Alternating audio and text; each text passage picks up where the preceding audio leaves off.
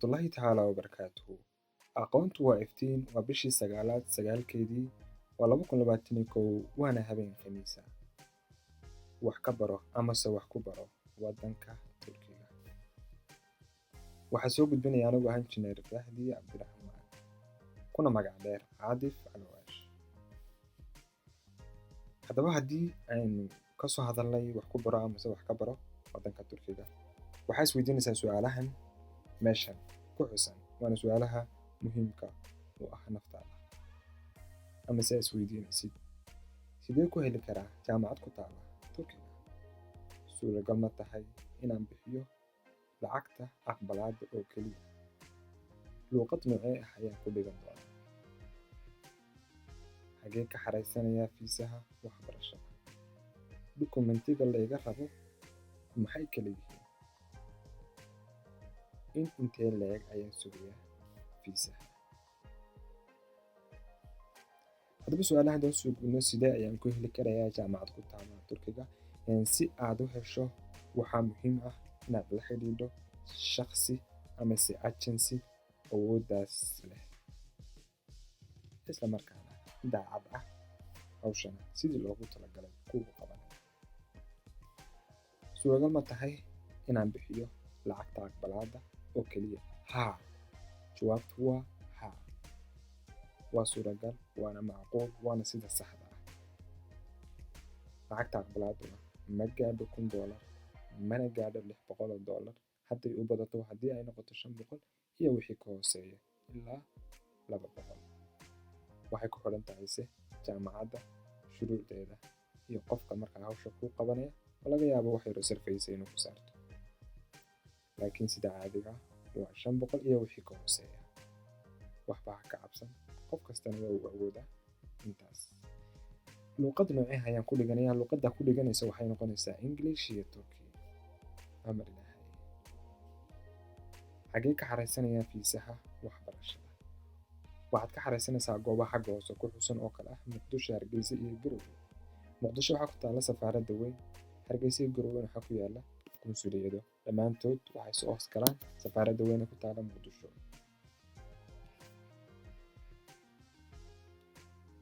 Haddaba maxay tahay amase maxay yihiin oo kala yihiin dukumentiga lagaaga baahan yahay? Inta ugu muhiimsana waa intan. Amar Ilaahay. Sida caadigaana qofka looga baahan yahay marka uu xaraysanayo waa baasaboorkiisa, waa inuu haystaa qofku sawir kor, waa inuu haystaa. Amar Ilaahay. Sidoo kale haddii uu ka qalin jabiyey dugsi sare, shahaado keliya looga baahan yahay oo lasoo tasqiidiyey oo lasoo bedelay shahaadada Soomaaliya lagu soo bedelay. Amar Ilaahay. Haddii uu jaamacad ka qalin jabiyeyna, tii dugsiga sare laga soo dhigay, tii Soomaaliya laga soo dhigay, shahaadadiisii jaamacadda oo lasoo tasqiidiyey wasaaradda arrimaha dibadda soo martay macnaha, iyo transcriptigiisii oo isna lasoo tasqiidiyey oo isna soo maray wasaaradda arrimaha dibadda. Sidoo kale waxaa looga baahan yahay qofka CID-da inuu soo maro. Dukumentigan waa dukumentiga looga baahan yahay marka uu xaraysanayo inuu safaaradda geeyo amase qunsuliyadda. CID-da Amar Ilaahay, oo qofkan waa inuu yahay amase uu caddeeyo inuu dambi la'aan yahay. Sidoo kale caafimaadkiisa check-up waa inuu qofkan soo maro oo uusan qabin xanuunada faafa. Bank statement-iga oo laga yaabo ardaygu inuu yidhaahdo anigu weli ma aanan yeelan wax bangiya, laakiinse waxaad leedahay waalid amase walaal kaa caawin karaya arrinkaas, oo wuxuu kuu daabacayaa 6 bilood ee u dambeeyey dhaqdhaqaaqii uu sameeyey bangigiisu. Sidoo kale wuxuu ka bedeli karayaa intuu daabaco amase intuu kombiyuutarka ku shubto ayuu edit garayn karayaa PDF-ka 6 bilood marka loo soo daabacay, oo lacagta u dambeysa u taala ayuu ka dhiganayaa qiyaastii $600 ama waxaan ka wadaa $6,000. kadibna halkaas ayuu kugu siin karayaa, isla markaana isagoo soo saxeexaya, soona shaambadaynaya, kana shaambadaynaya bangiga uu ka qaatay waraaqaha dhaqdhaqaaqiisa. Taas way ku caddahay. Amar Ilaahay. Haddaba qofku intee leeg ayuu sugaya? Sida caadiga ah qofku wuxuu sugayaa 30 cisho. Amar Ilaahay. Waxaana dhici karta inay ka soo horeyso oo si dhaqso leh qofka ay ugu yimaadaan. Amar Ilaahay. waxay ku xiran tahay dadka faraha badan ee xareysta. haddaba qofku haddii doonayo sidoo kale inuu ogaado digriga marka laga hadlayo facultiyada dhammaantood halkan ayay ku xusan yihiin.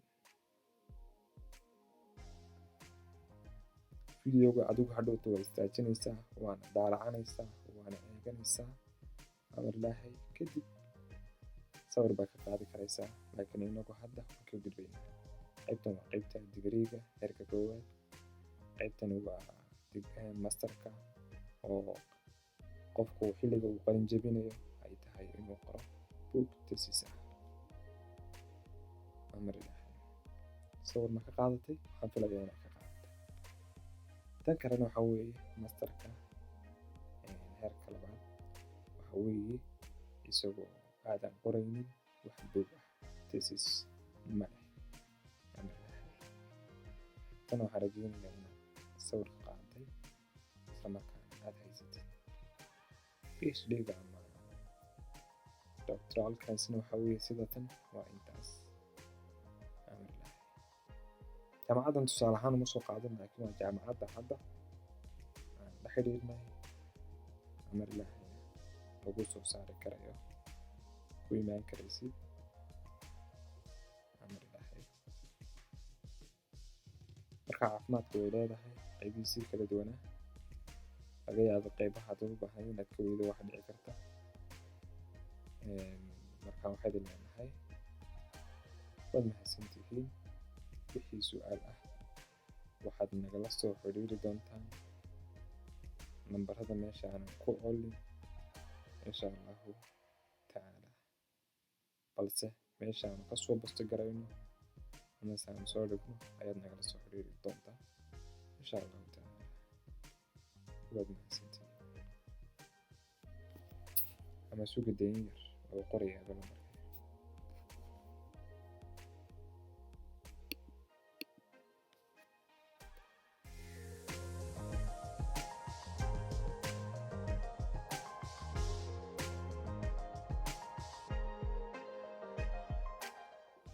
lambarkaasi waxa weeye WhatsApp. waad nala soo xiriiri kartaan. waxaan idin leenahay wassalaamu calaykum waraxmatullaahi tacaala wabarakaatu.